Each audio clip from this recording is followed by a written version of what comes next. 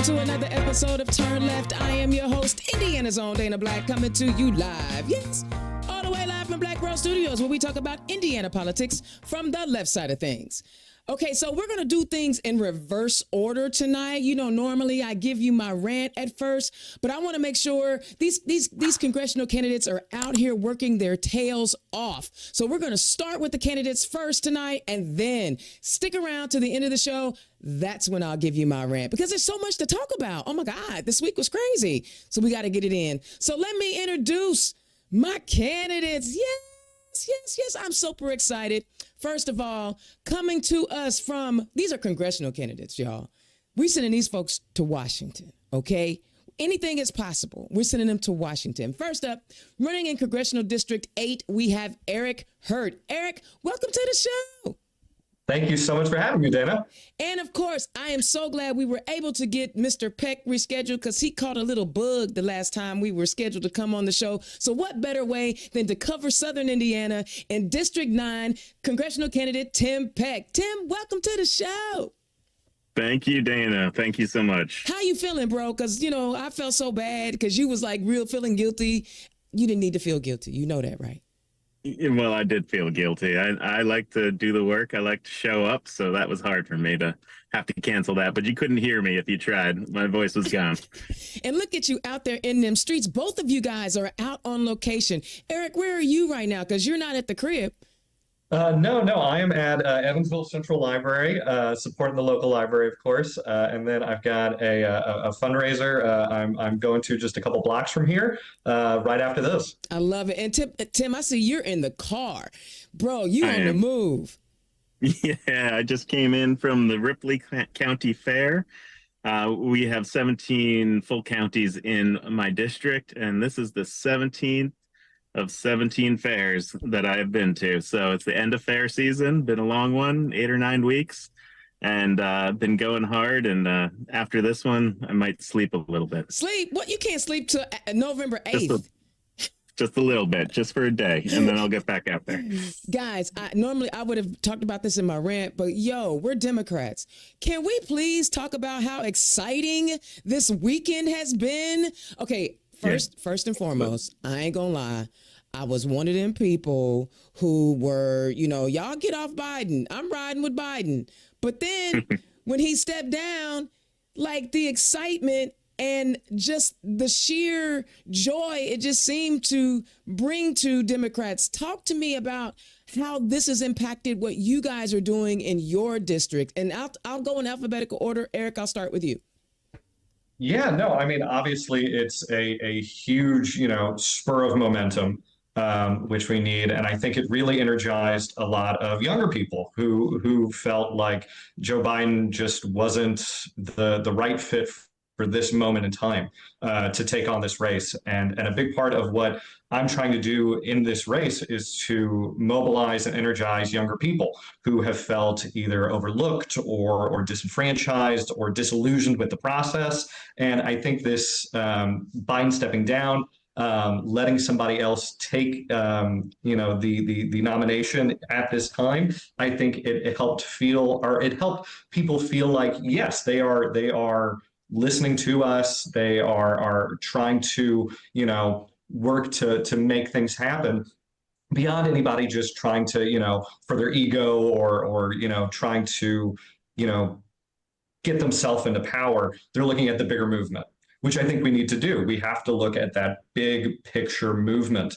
And so I think it was great to mobilize younger people, and I'm trying to capitalize on that momentum. I love it. Tim, what about you?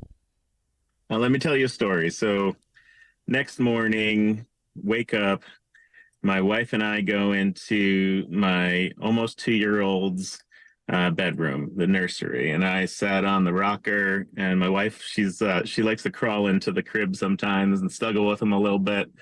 And my son was on her lap, and she just looks at him and goes, "Can you say Madam President?" And at that moment, I said, "Oh, wow, we're going to win this thing." I mean, the motivation, that moment, that was sweet, special moment. Just imagine that happening in homes all across America that morning. and it happened in mine. And so, yeah, that energy I'm seeing out here. Yesterday I was at the Jackson County Fair, and there's no Biden sign anymore. There's a Harris sign there that they have up, and I think it brought a lot more people to the booth than would normally be there, including Democrats feeling safer to come in this moment. So just a lot of excitement. I love it. All right, let's dive into it. Erik, tell the people who you are and where you come from. So my name is Erik Hurt. I'm from Evansville, Indiana. Born and raised here. Went to Central High School. Went to the University of Evansville. Started with political science. Eventually went to IU to study history. I run a movie theater here in town. I'm a huge movie buff. I've made a few. A huge supporter of the arts, and I am here running for Congress to help the working class, make sure that people get a living wage, that they can keep a roof over their head, that they can get an education, that the jobs they're working. Hold on. We'll get into the politics. Tell the people who you are and where you come from. We want to know your story. We'll get into the politics. Absolutely. Got the whole, like elevator pitch thing. But I get it. And because I want to take a deeper dive into policy, but the whole goal is that everybody thinks that politicians are something other than human. Let's have that. We homies. Let's rap. What was your childhood like? So I grew up, my great grandparents came over from Poland after World War II. I was lucky enough to know them growing up. When I was a kid, my mom was a single mom, and we lived with me and my sister, her and my grandma and my great grandparents for a time. We all lived, under the same roof, and it was really great getting to, talk to them and learn from them and their experience in that time. But beyond that, I'm a huge baseball fan. I grew up playing baseball. Absolutely love it. Got really passionate about theater and acting and stuff like that as a kid, and have done that my whole life. Met my wife doing a play here in Evansville at Evansville Civic Theater. Shout out to Evansville Civic Theater. And you can meet your wife there, or your husband, or somebody. All right, Come do a show. I think it's great that you're in the arts, because I feel like that's what's missing from our legislators and our leaders, because they think that they can send kids to school and they're just gonna be robots. Was there something in your youth that made you also, besides the arts, make you want to become a political leader, or or something of that nature? Yes, I mean there was a few things. The stories from my grandparents were a big motivator early on. They lived in Poland during the invasion, during the occupation. My great grandfather, he fought in the Polish army. He was a POW throughout the war, and so just knowing what they went through under a real fascist system, one of the most horrific systems in the history of the world. I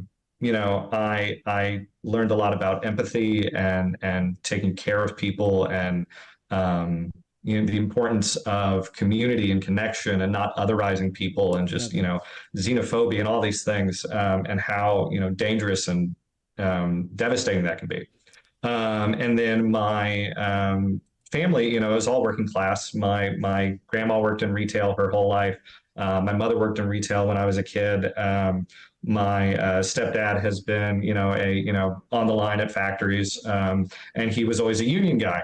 And so I learned about, unions and stuff like that. But importantly, I saw how much work they did to make sure that me and my siblings were taken care of, and just how hard they worked, and seeing how much the system wasn't rewarding that work, and how much that kind of labor was being devalued over the years. And that people, working these kind of jobs and in these positions, people saying, hey, you don't deserve a living wage, or you don't deserve health care, or you don't deserve this or that. I think, because I benefited from a lot of, assistance and stuff like that in schools. I was a 21st century scholar. And if you're a Hoosier, you probably know what that is. And so to see how much that was devalued. Yeah. Just, I think it motivated me to get involved and to try and speak on those issues and to help, people who are in my position, to, better themselves and have that opportunity to provide for themselves. And, that they don't have to constantly work their fingers to the bone, because they deserve a good life. Absolutely. No matter what you're doing. So that was a big motivator for me. Did I lose Tim? Oh, we might have lost Tim. Oh, no. Come back, Tim. Come back. Okay, we'll keep going. And so there seems to be a lack of emphasis on arts. Talk about how the arts can shape the way that you choose to govern. Yeah, so I think it's really important on a really broad sense to learn about the arts, to study art, to participate in the arts, even badly, because I think it helps you look at the world in a different way. I think particularly with writing and theater too, you can learn about different perspectives. If you're acting and you're trying to put yourself in a role, you're trying to see things from another person's point of view, right? You're trying to get into their footsteps. And so I think it teaches you about empathy and community and connections. Those kind of ideas, I think, are really important to guide governance. Because I think we need to be governing from a place of empathy, from a place of understanding. And that, I think, has guided me throughout my, active sort of, policy stuff since I've been actively involved, but even just, growing up and kind of learning about politics and learning about these different issues.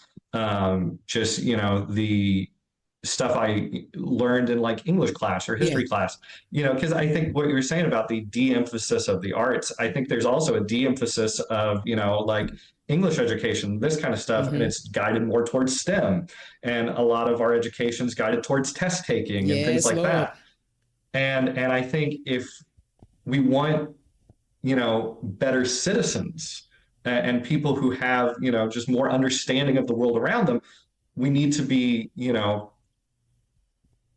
investing in English education, history education, art education, because that's how you connect to the world and the people around you, is understanding those things. And so I think it's super important. And even like getting involved in things like theater, my whole life, meeting a bunch of people, meeting people from different backgrounds, forming those kind of communities, because it really, like, when you're involved in those things, it definitely creates a community. I think that goes a long way, because when you have those community connections, and especially with people from different backgrounds, it helps you, better understand people and makes you less likely to otherize them. I love it. And say, I want to help take care of you. I want to make sure you're taken care of. I think you do deserve, education, because I think a lot of people get caught up in like, I don't want to pay for other people's, this, that, or the other. Yeah, because it's everybody can get down but me. Tim, welcome back. We had a heart attack. We thought you left us, but you're back. My phone overheated on the dashboard. Oh my God! Yeah. Oh man. Yeah. Well, tell the people who you are and where you come from, since you so hot.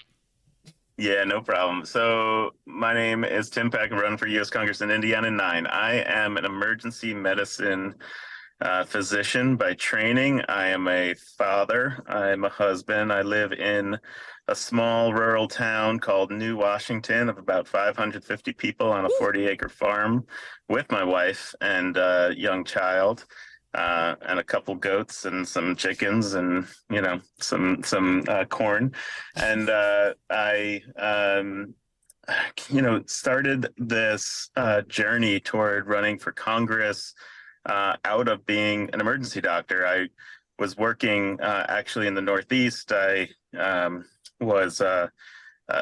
did my training for emergency medicine at Harvard and was there during the Boston Marathon bombings.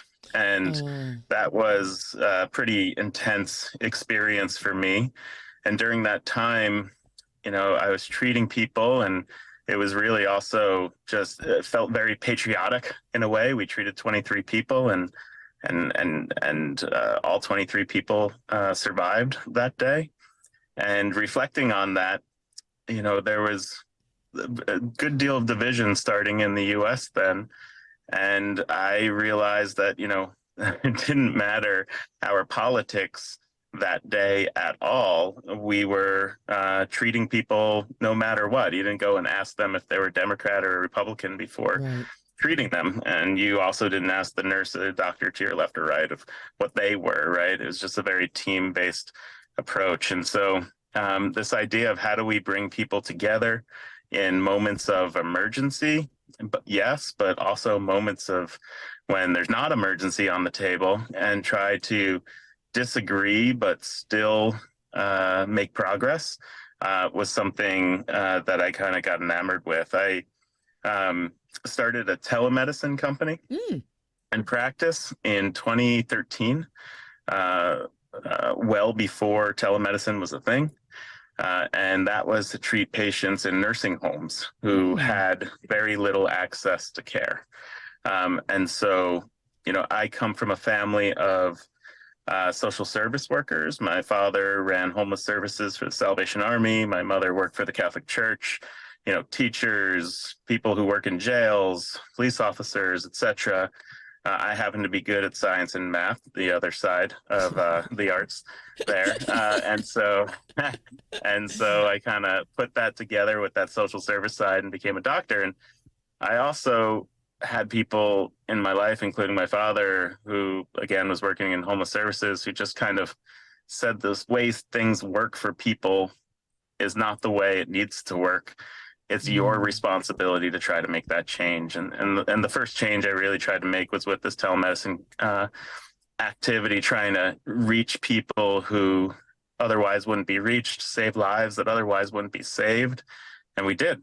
But what we also did was reduce a lot of hospitalizations, trips to the emergency department, which is very good for patients, but also good for Medicare and the pocketbook of Medicare and the taxpayer. And my company, we saved over $100 million for Medicare in a couple of years. And that got the attention of Congress. I love it. Because they were looking for use cases of how telemedicine could be useful in the United States to decrease funds, but also increase access and quality. And we were one of them.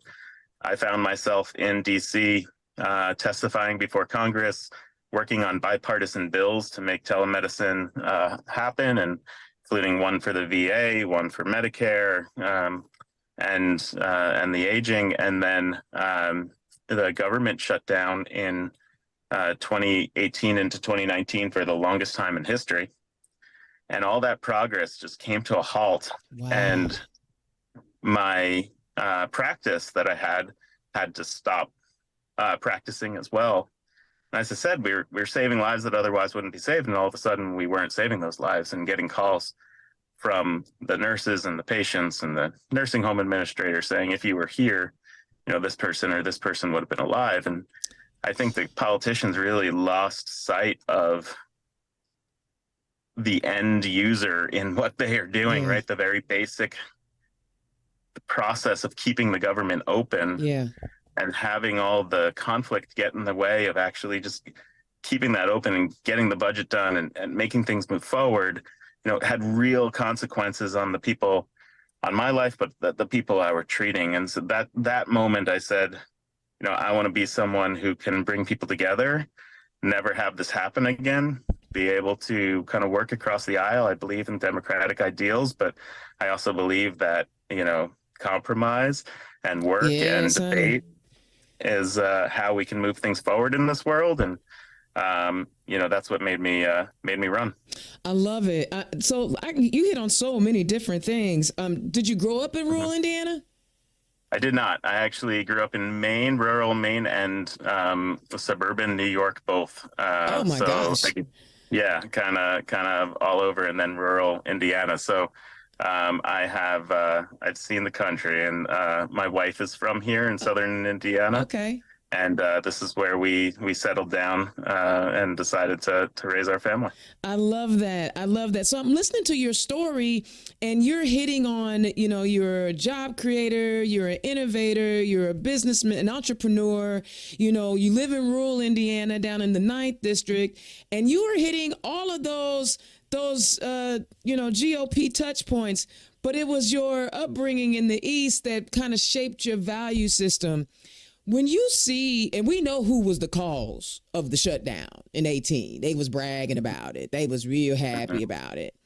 And when you see these folks that are not looking out for the humans that they are supposed to represent, what does that do to your insides when you are someone who has been trained to save lives?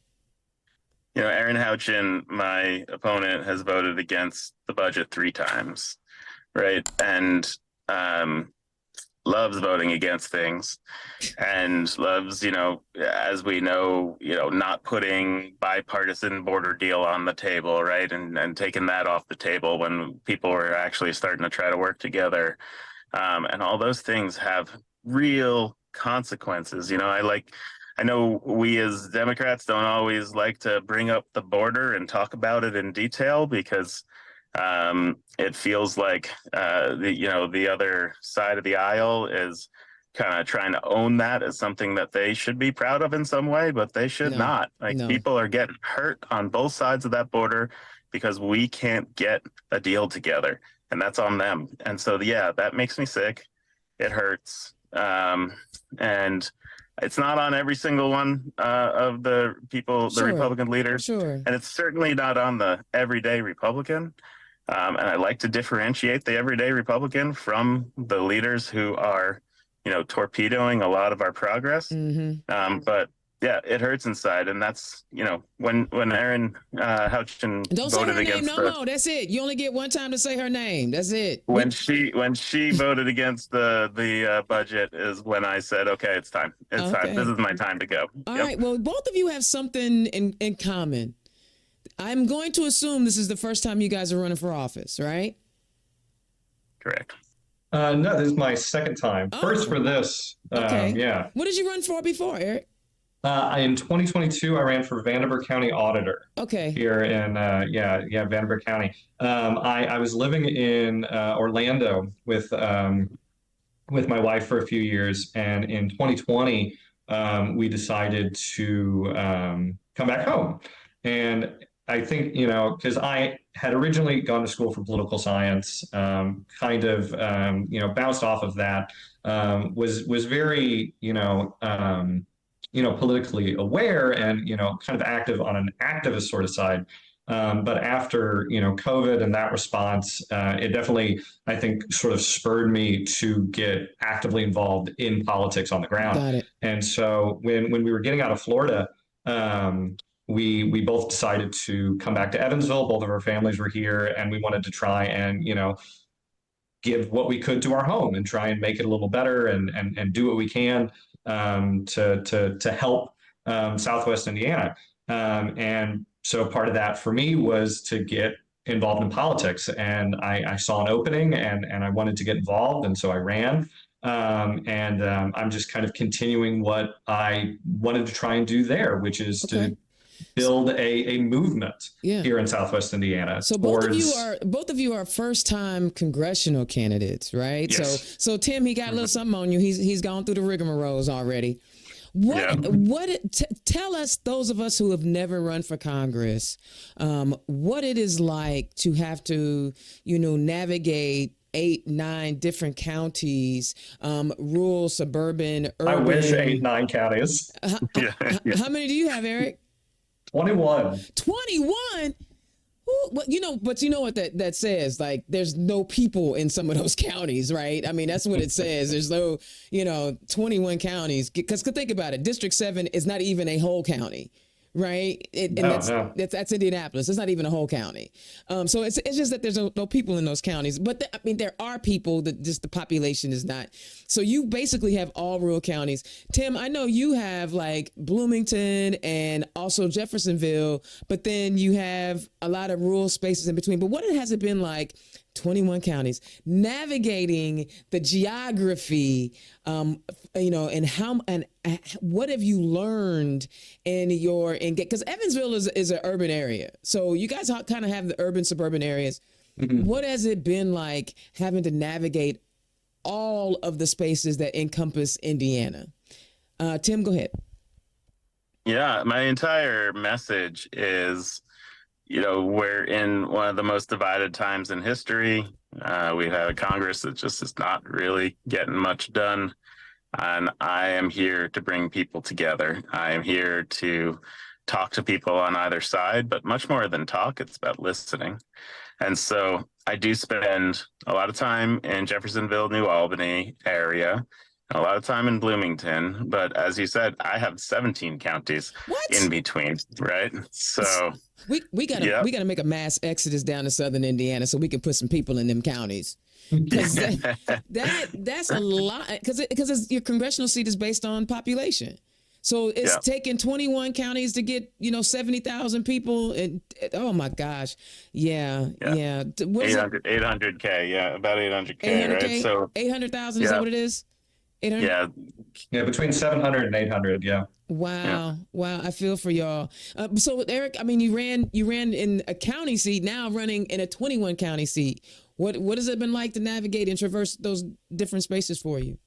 Yeah, no, I mean, definitely, and especially getting started, it felt a bit overwhelming because, the most of the counties have, their sort of, party infrastructure, the Democratic county chairs and stuff like that. And so that was good, but I didn't know a lot of individuals in these different counties. And so, a big thing was, making those connections, meeting people. And I was lucky enough in a lot of places to make some connections and then, kind of be sort of toured around in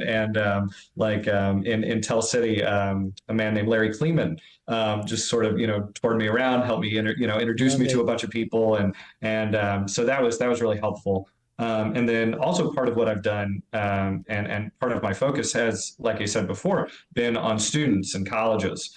And so one of the ways I tried to navigate it was through the universities. And so kind of going to those spaces and having those built-in communities and try and connect with people there. And it's tough to engage students on that level. And even, like I kind of come at this, it's like, I'm a young guy, but I'm 32 now. You a youngin. You a youngin. That's all I'm gonna say. You a youngin. I appreciate it. Indiana's own Dana Black. I am talking to two Southern Indiana congressional candidates, Erik Hurt out of District 8 and Tim Peck out of District 9. We just finished talking about 17 and 21 counties that they have to navigate. Guys, that takes a lot of gas.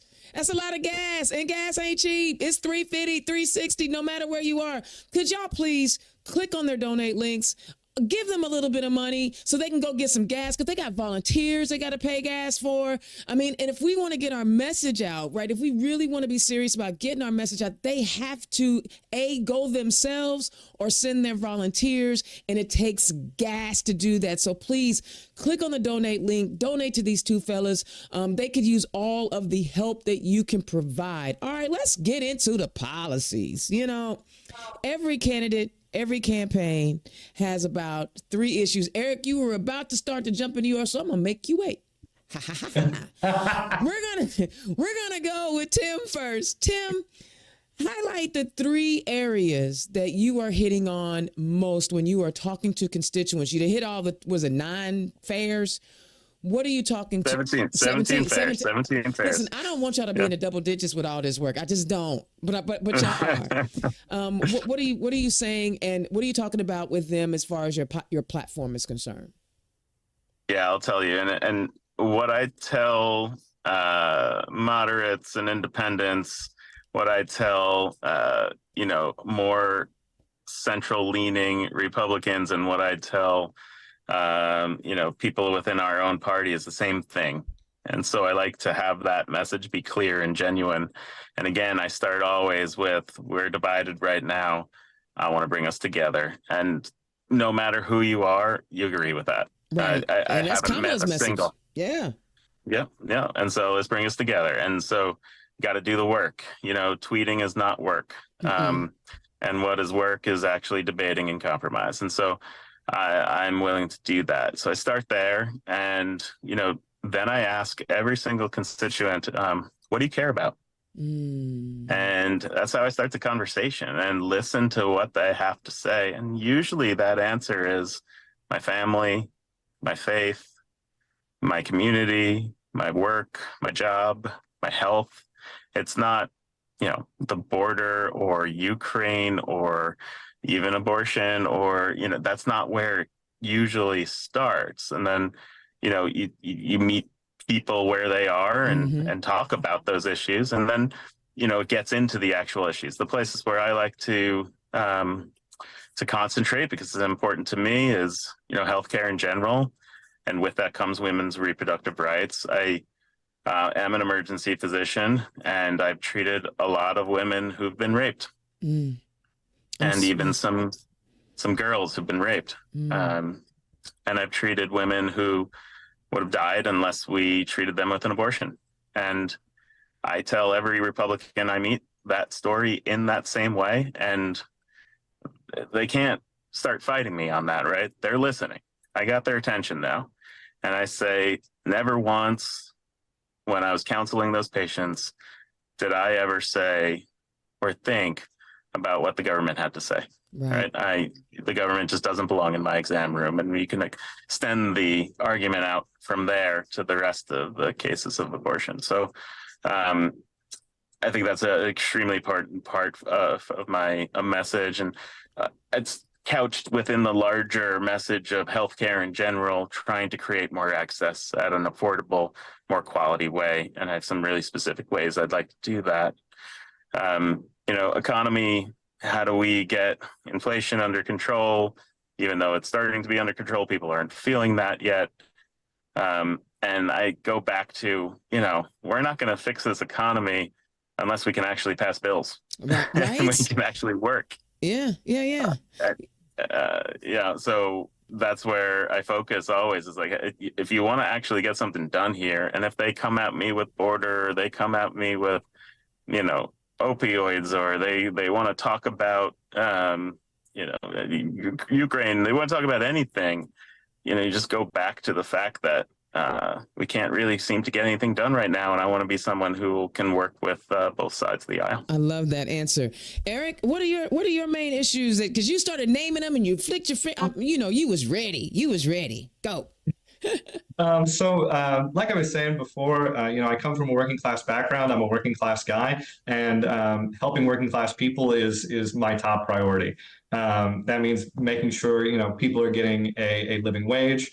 And beyond that, guaranteeing benefits. And the way I try and frame it, and the way I talk to people about whether it's, guaranteed paid time off, guaranteed sick leave, guaranteed parental leave, is sort of from a perspective of not just the worker issue, but family values as well. Because I think that's something that the right tries to kind of co-opt, that they have these family values.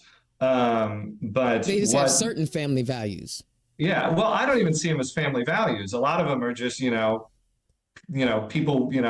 wearing a dress or, loving who they want to love. It's not family values. What I want to try and help people is to take care of their families, to be able to spend time with their families, to make sure that families have those opportunities, and in any way, shape, or form. And so I think that's really important to try and get people to recognize, is that we need to protect those things, protect people's, rights as workers, as individuals. Sure. Make sure that people are that we're protecting Social Security, that they're able to retire, and that they don't have to just be, working and working and working. And so bringing down the cost of living, bringing down the cost of housing, bringing down the cost of education, all of these things tie in to people being able to provide for themselves in a more effective way. And when you can provide for yourself easier, you're going to be able to spend more time to yourself and with people you love. And I think that's really important. I think that's what most of us want, is just to be able to provide for ourselves, take care of ourselves, and be with the people we care about. And I think a big part of that is making sure that people are given the tools that they need to provide for themselves. And so elevating workers, giving them the opportunity to make the best and to thrive.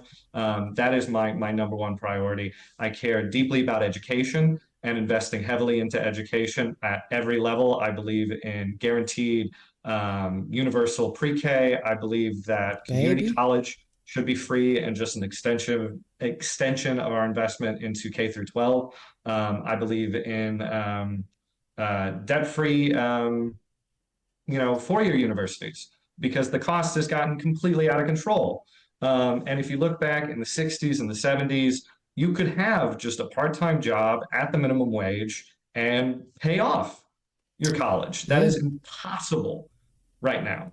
Yeah. And so there's no place, in the country, whether, it's some place like IU or even USI here in Evansville, where if you're making the minimum wage, working 20 hours a week, going to school full time, you can't even pay the tuition. No. Let alone your books and your housing and food and clothes and all these other things. And so I think we need a massive investment into education, because you're never going to regret investing in people's education. You're never going to regret having talented, educated, skilled citizens, unless you want to be able to exploit those people. Right. And I think that's what a lot of people want to do. And that's why they're attacking education and pulling funding and pulling these things, making college unaffordable, is because they want a workforce that they can exploit. And so I want to protect people from that. I want to help them get the skills and the education that they need in order to provide for themselves. And then building on infrastructure. And, we saw a massive investment in infrastructure during Biden's administration, and that's what we need to continue to push. And that is everything from public transportation to, making sure our roads are fixed. And for me, I think building more dense, walkable communities, I think, is really important, because I think that gets people, untied from cars, that we're building around people and not, vehicles, I think is really important, because it gives people freedom and opportunity to decide how they want to travel and how they want to live. Because I think for a lot of people throughout the country, if you want to be able to travel conveniently and freely, you have to buy a car, which means you have to pay for the insurance, which means you have to pay for the upkeep, which means you have to pay for new tires, oil changes, all of these things. And if we build our communities around people, then we can give people more freedom on how they want to travel, if they want to buy a car, if they want to do these things without sacrificing convenience. And it'll help people get jobs, it'll help people connect, and it'll help us use less energy too. Which I think is really important, in terms of infrastructure too, that green infrastructure. It can't just be finding, ways to use cleaner energy. I think we need to find ways to use less energy as well, because that's how we're going to be sustainable. Ooh. That's how we're going to provide, the best opportunity for our kids' future, for their kids' future, and to keep us sustainable in the long run. I love it. And so workers' rights, education, infrastructure, that's my big three. Okay. Now, Tim, this is not for you. This is just for Erik, because Erik had let me know that he's got 3 more minutes and he has to bolt on me. Okay. First question is, what is the first piece of legislation you want to work on? That's your question. And then tell the people where they can find you.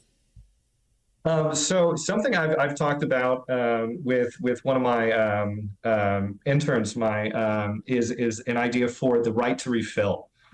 Which I think is something that we can do in order to promote sustainability and get away from the use of single-use plastics. And there are legislation here in Indiana and other places that prevent businesses from either banning like plastic bags, mm-hmm. or allowing somebody to bring in a water bottle, or mm-hmm. Just this, that, or the other to refill. For things that they want to purchase or things they want to buy. And I think if we're going to become more sustainable and get away from those single-use plastics and these things that are just polluting our environment, mm-hmm. The studies are out there. We're all filled with microplastics at this point. We need to be getting away from that. And it's something that I haven't really seen brought up, and it's something I really want to work on. Where you can find me is erikhurtforcongress.com. That's where you can donate. We're trying to do 8 for the 8th. So if you're able to pitch in $8 a month, that can go a real long way into helping us get our message across and get me to Washington to try and work on making things better for people in Indiana. You can also find us across pretty much all social media. Erik Hurt for Congress at Facebook, Instagram, Erik Hurt on Twitter. We're on TikTok. Oh, shoot, I gotta check you out. Yeah, I'm not doing dances, unfortunately. Maybe soon. If you can convince me, maybe I'll start doing that. But yeah, you can find me pretty much anywhere across the internet, and just across Southwest Indiana. I love it. And I love it. Well, you know what? I am going to let you go because I know you have another fundraiser coming up. But if you have any fundraisers, please share it with me and I'll make sure that I get it out to the community. So thank you for tuning in. Tim, don't go nowhere. Me and you going to keep rapping if that's all right. Take care, Sounds Erik. good. Thanks for stopping, buddy. thank you so much, Dana. Thank you for having me on, and thank you everyone for watching. Thank you. All right. See, I try to respect my candidates' time because, they got things to do. They out here talking to the people. So Tim's going to talk to me for just a little while longer because, you talked about a lot of good stuff. You talked about women's health care or healthcare, period. Living in rural Indiana and seeing the people who have been elected into office by rural Indiana. What do you want to say to rural Indiana for them to understand that the people that they continue to elect are not doing the work for them? I mean, how do you phrase it? How do you, I mean, I know we talked about coming together, but bro, there's got to be like a magic button, maybe? Yeah. Well, let me tell you, there is a movement going on here and a real sea change here in southeastern rural Indiana that people throughout all of Indiana don't know about yet.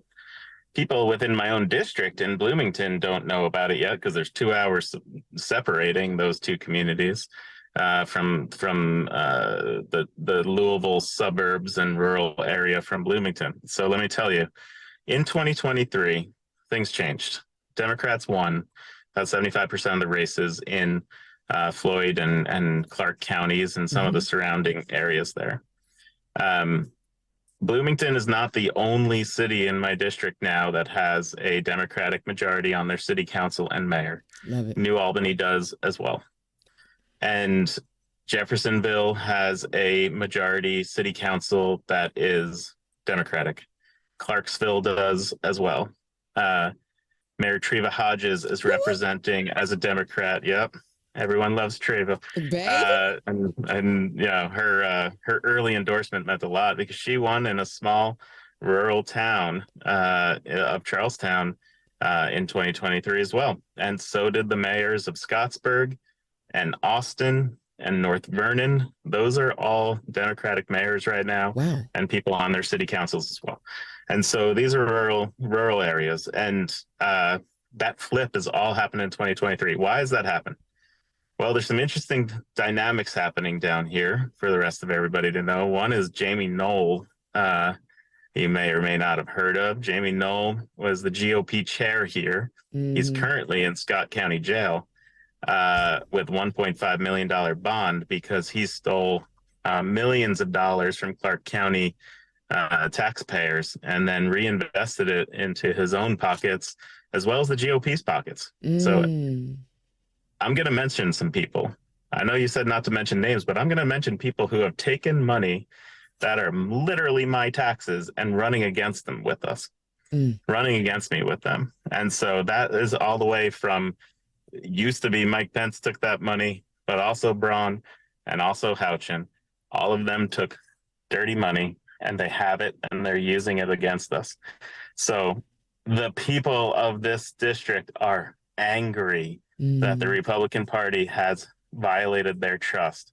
And they've seen what's happened with the supermajority.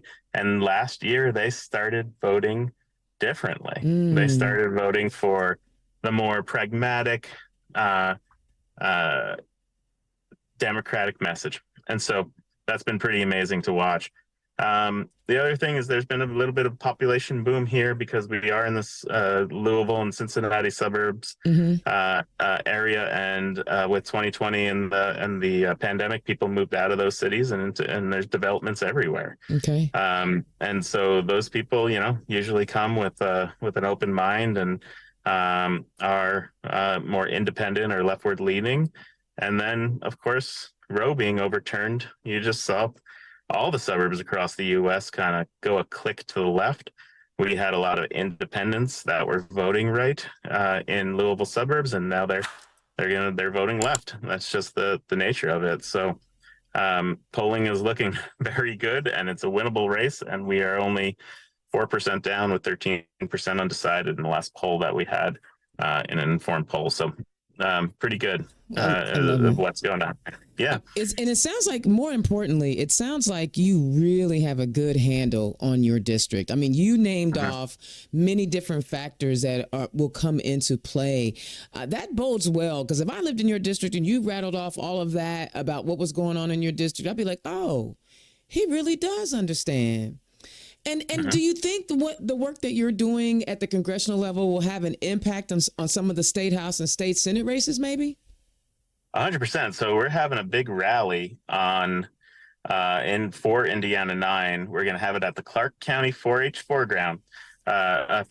So first of all, the Clark County 4-H fairgrounds is supporting us and putting us onto their fairgrounds, right? Because I have dedicated myself to being at every single one of these county fairs. We've spent tens of thousands of dollars here supporting the 4-H and the work that they've done. And that has gotten the community to see that we actually care, that we're good people. They come up to the tent, they come up to the booths, and they say, I want to meet you because I heard you're a good guy. I heard you're investing in our community. I was at a rodeo in Lawrenceburg the other day, and someone from a different county, a 17-year-old kid, came up and says, thank you so much for sponsoring our fair. You know, that gave us the money to be able to run it. And I just wanted to thank you. We registered that guy and you know, made a voter out of him for the Democrats that never would have voted otherwise for us. So, you know, we're doing the work. And that rally is on September 4th. Barron Hill, our last representative, is going to be there speaking. So is Terry Gooden, who is from that area, who's going to huge boost to us down here in Southeast Indiana. Destiny Wells will be speaking, myself. And then to answer your question, 6 of our House District, State House candidates will be there. And we are raising money for in a number of different ways, for myself and those candidates. And so, you know, we also have some close ones. Thomas Horrocks, you know, he's a winner. And that's, you know, I'm helping him. He's helping me get people out. And Wendy Danchesser, you know, is strong in the Jeffersonville area, and she's going to win this election and keep that seat. You know, Jason Applegate and Floyd is, again, New Albany has flipped already, and he's just riding that wave and going strong into it. And Trish Wickham, whose father used to be the governor. Nothing needs to be said about T-Dub. Yeah, I already know. And she gonna get old crazy Jim Lucas on out of there.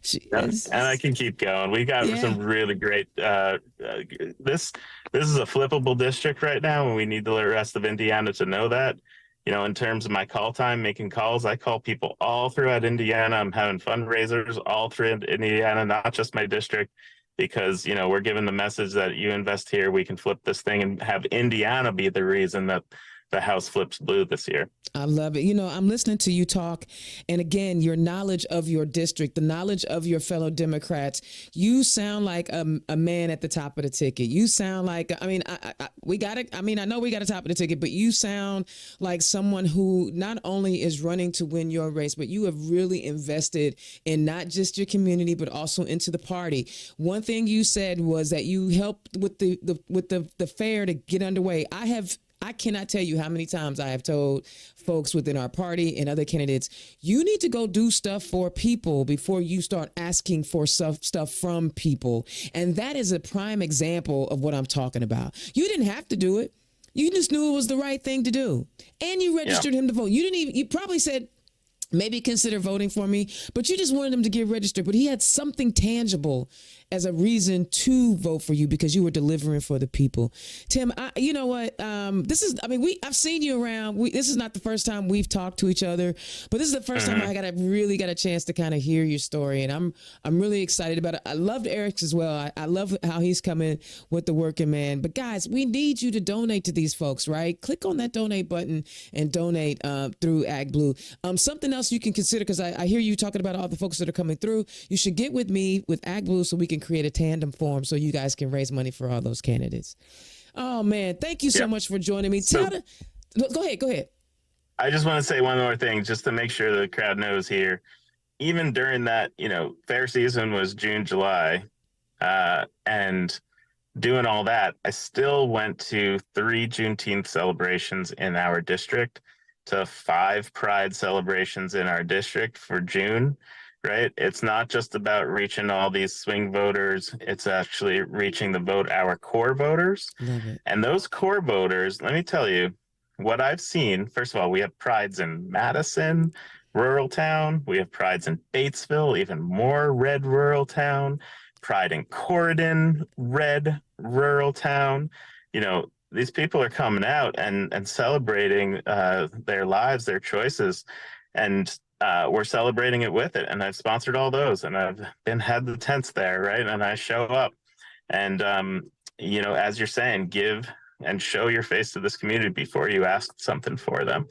And I think that's been great, doing it all along the whole political spectrum, not just our base, not just the swing, not just even the kind of Nikki Haley Republicans that won't vote for Trump, all of us. So showing up for everybody. I love it, man. You got between, the weekend with the VP and talking to you and Erik tonight. I think my post was right on point on Facebook. Like, it was on point. I think I nailed it. Tell the people where they can find you, Tim. TimPeckForCongress.com. I am on TikTok, and I am flipping the district, so I am learning how to do a backflip on TikTok. Okay, good thing you're an emergency doctor. Good, don't hurt nothing. Absolutely. Tomorrow I have another lesson, so I'm being taught by an American Ninja Warrior, believe it or not. Yeah, it's pretty amazing. So go on TikTok. You can see some progress there. A lot of bloopers too, which people like a lot more than the success. I wish they like the other more. And then, Instagram, Facebook, we're on it all. And you can always, sign up through our website to donate as well as to volunteer. And I like to answer my own emails as they come through the website. So you'll get me as first point of contact. Well, it sounds like you're running a top-notch campaign over there, buddy. And I wish you the absolute best of luck. You're like I said, you're literally in the streets right now. So I want to thank you so much for joining me tonight and taking time out of your campaign to talk to our Turn Left listeners. They got a mouthful, an earful, and a mindful. So I really do appreciate you bringing all of that to us. And I look forward to seeing what happens between now and November. And if you need anything from me, reach out to me. August I'm traveling, but I can make the trek. You know me, I'll drive. Have truck, we'll drive. So let me know if you need anything from Indiana's Own. One more thing is that on 7/30, July 30th, on Tuesday, we're having a reproductive rights roundtable with myself and Destiny Wells, as well as a professor from IU who's a Supreme Court expert, as well as the head of the Emergency Medicine Society here in Indiana, and as well as Carrie Rouse, who's OBGYN, who fought for the carve out for Life of the Mother when we had the special session. So we'll all be there. And so Dana, I'll give you the link to that too, if you would. It would be great to see people on that. I love it. Thank you so much for joining me. Enjoy the rest of your evening, buddy.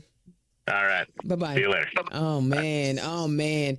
Were you guys fed by our guest tonight? I mean, I was flat out fed. Okay. I'm no longer dinner hungry, but I didn't get a chance to do my rant earlier because the gentlemen were out and about, and I wanted to make sure that I didn't keep them all night because I'm capable of doing that with all the talking that I do. So I wanted to talk about my rant today. So the Indiana Capitol Chronicle reports In defense of its lawsuit against the Indiana Health Department, a South Bend-based abortion group doubled down in new court filings that related medical records do not compromise patient privacy and should be made available to the public. The ongoing lawsuit was filed in May by Voices for Life, which seek to regain access to terminated pregnancy reports, TPRs, that are no longer being released by the Indiana Department of Health. The state health department is seeking to dismiss the lawsuit, however, maintaining that TPRs qualify as medical records and are exempt from disclosure under Indiana's Access to Public Records Act, also known as APRA. The agency motion to dismiss is still pending. But Voices for Life response to that notion filed Tuesday argues that IDOH's reading of the TPR law is flawed. It tramples the legislative purpose behind TPRs by cutting off the public's access to the public records it needs to examine whether abortion providers are complying with the law, and by depriving the public of means to ask whether public officials are meeting their duties to enforce the law and whether corrective action, including additional legislation, is needed to improve the public weal. Benjamin Horvath, representing Voices for Life, wrote in the legal brief. To give you some context, prior to lawmakers passing a strict abortion ban, IDOH regularly released the reports with information redacted to protect privacy. Horvath emphasized that TPRs do not identify the individual patient or who received care, meaning there is no patient to give or withhold consent and no patient privacy interest to protect. In the past, groups have filed complaints on specific doctors listed on the report when notification was late. Also in the past, abortion groups have used the reports to file medical licensing complaints against specific doctors for procedural issues such as filing a TPR late. Okay.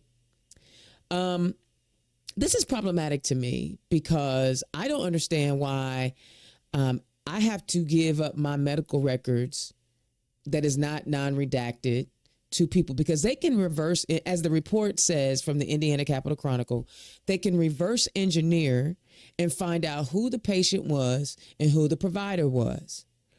This group is spending their money trying to get your personal information.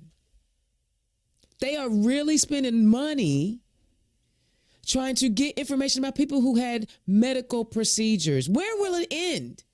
Y'all, when will it end?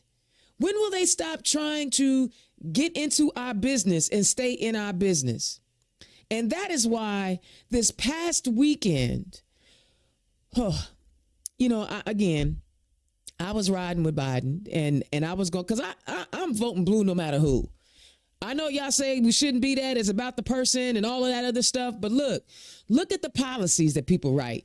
Look at the policies the Republicans write. Look at the policies the Democrats write. I'm not with no Democrat 100%, but look at the policies. One group wants to strip you of your ability to have body autonomy. One wants to protect it. One is trying to defund public education. The other one is trying to protect public education. One is trying to make sure health care is affordable. The other one wants to make sure the health care the medicals and the pharmaceutical people can make as much money as they can off of your sick behind. So I'm voting blue for no matter who, because more than likely 75% of the time I'm going to get down with the policies they write. And plus, one group is trying to erase the LGBTQ plus community, and one is trying to protect the rights of all citizens, including the LGBTQ plus community. So I was riding with Biden no matter who, I'm voting blue. But to see what happened when the vice president was endorsed, and it was coming out like I never seen so many old white people coalesce around a woman of color like that in my life. I've been on this planet 54 years. Ain't never seen nothing like that. Now, again, I'm not saying they all right or they all wrong, but look at the energy that was generated. Instead of someone who was 81 running, we have someone who is 59 59. We're like 5 years apart. She's a Gen Xer. She is of the generation that didn't do what we were supposed to do, and that's why the boomers and the millennials are fighting. But we get somebody younger, somebody that's in touch, somebody that believes in the future and protecting the future. And oh, by the way, all of you GOP haters out there talking about people without kids shouldn't be in governing. Some people who have kids shouldn't have kids. That's real talk. And some of us made a conscious decision and said, you know, I don't even want to plant, let alone a kid. So why would you, if somebody don't want to plant, why would I have a kid? But that doesn't mean that I can't govern, because that what you're saying is if you can't, if you have to be married or have children to be able to govern, then you're not looking out for single people. Don't they count? Who's looking out for the single people? So I'm excited because I'm looking at the energy that this generated and the millions of dollars that were raised, small dollar donors. You know, I work at Act Blue. You see what's been happening. The money is coming in because they believe in the future. This is the future. Vice President Kamala Harris is the future, and young people are getting on board with her. I don't even know what that brat thing means, but the young people do. And we need young people to show up and show out. We need everybody to show up and show out. You know, I've seen where, you know, thousands of black women got together and raised over $1 million. Thousands of black men got together and raised over $1 million. The Latino community is coming together and raising millions of dollars. Do y'all realize the progressives have endorsed the vice president for president of the United States? The progressives, the far left, they're like, yeah, we down. We riding with her. And I know that some of y'all want to, is she black? Is she not? Look, let it go. If she were to get pulled over by the police in a dark night, guess how they going to treat her? If she wasn't the vice president. So if she's going to, you know, deal with the consequences of that skin color, give her what she deserves for her skin color. I don't get off into that. But I've seen the energy and the excitement that naming her as the candidate. Now we got to go vote on her. I'm not a delegate, but I'll be there. I'm just excited to see the excitement. Other people are as excited about politics and the political life as I am. Now what we have to do is make sure that we bring that momentum down into Indiana, right? We have candidates at the top of the ticket that are running statewide. So if we commit to finding a candidate to help out, I don't care which one of those statewide you help out, help one of them out. If you can only help one, pick one, help them out. Because if we galvanize around what's happening with the vice president and we can transfer some of that to our statewide candidates, there's nothing that says we can't flip seats in the state house. Nothing that says we can't have the governor. There's nothing that says we can't have the AG. Nothing that says we can't do it. But it's up to us to make it happen. Just like she told the Zeta Phi Beta Sorority Incorporated, it's up to us. And when we show up to fight, we win. So guys, that is my show for tonight. I really do appreciate my two congressional candidates that came on tonight. 21 and 19 counties. Ooh, Lord, that is a lot of road work, window time, and they took time out to come talk to us and share their vision for Hoosiers if they can make it. I'm claiming it when they make it to Washington, D.C. to help out Representative Frank Mervan and help out Representative Congressman Carson. So we need to send some more people from this Indiana delegation to Washington. I do appreciate you guys tuning in every week to Turn Left. You know, the work that we do, or the work that I do, is just trying to bring you as much information as I possibly can to keep you motivated and keep you energized. Please follow me on YouTube, like and subscribe. Follow me on Spotify and iTunes, like and subscribe so that you don't miss any of this content. I'm also excited to share with you, in conjunction with my girl, Mary Noon, and my guy, Mark Gavart. We are putting together, there's a lot of people breaking down Project 2025, and it needs to be done. But our focus is how Project 2025 is impacting Hoosiers. Okay, we do we take the policies and we solidify them down into how it's happening in Indiana. And you will get our first episode this week. I will make sure that we share it out. We've already recorded it. It's on the education system and how it's impacting Indiana. So be sure to check that out. It's called Let's Talk Indiana. I'm excited about this venture. It's a limited series. We all have our own podcasts. We all have our own things, but it's a limited series, and we're putting this together so that we can break it down from an Indiana perspective. So I appreciate y'all tuning in, and y'all make sure y'all have a good night, and I'll holler at you next time. Peace. Turn Left is the property of Black Pearl IT Solutions. Executive producer, Indiana's own Dana Black. Music by www.bensound.com.